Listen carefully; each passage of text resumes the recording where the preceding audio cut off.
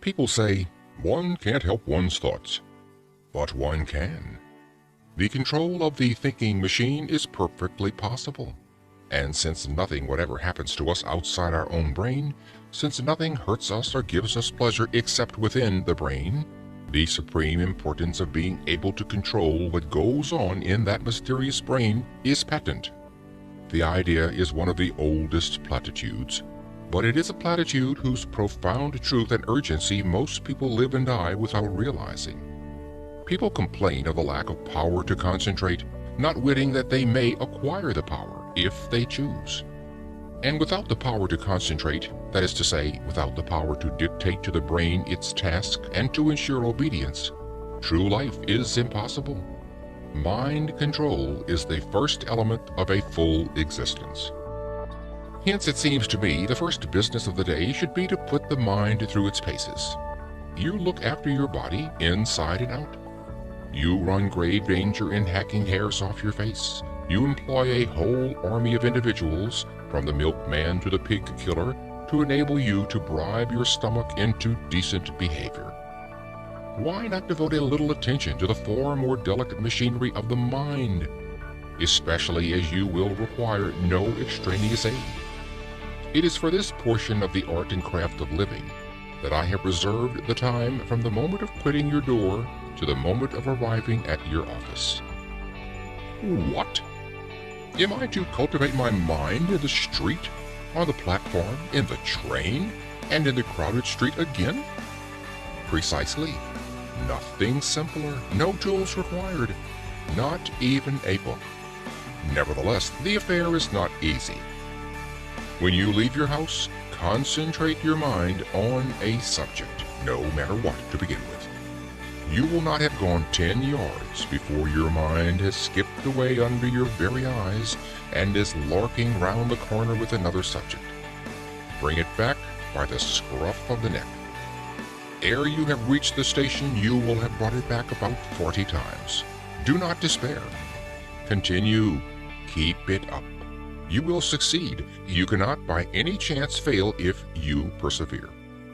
It is idle to pretend that your mind is incapable of concentration. Do you remember that morning when you received a disquieting letter which demanded a very carefully worded answer? How you kept your mind steadily on the subject of the answer, without a second's intermission, until you reached your office, whereupon you instantly sat down and wrote the answer? That was a case in which you were roused by circumstances to such a degree of vitality that you were able to dominate your mind like a tyrant. You would have no trifling. You insisted that its work should be done, and its work was done. By the regular practice of concentration, as to which there is no secret, save the secret of perseverance, you can tyrannize over your mind, which is not the highest part of you, every hour of the day and in no matter what place. The exercise is a very convenient one. If you get into your morning train with a pair of dumbbells for your muscles or an encyclopedia in 10 volumes for your learning, you would probably excite remark.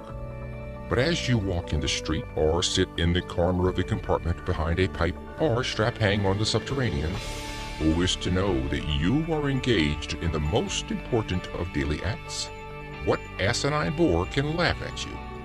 I do not care what you concentrate on so long as you concentrate.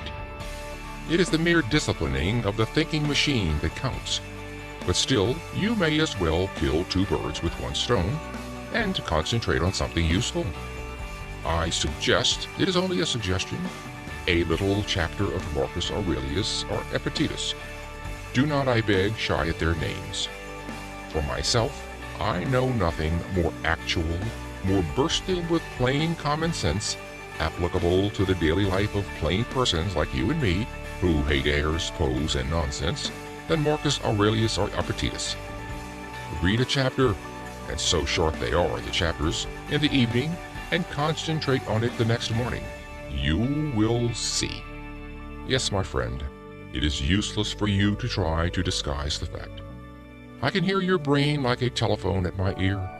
You are saying to yourself, "This fellow was doing pretty well up to his 7th chapter. He had begun to interest me faintly. But what he says about thinking in trains and concentration and so on is not for me. It may be well enough for some folks, but it isn't in my line. It is for you, I passionately repeat. It is for you. Indeed, you are the very man I am aiming at. Throw away the suggestion, and you throw away the most precious suggestion that was ever offered to you. It is not my suggestion.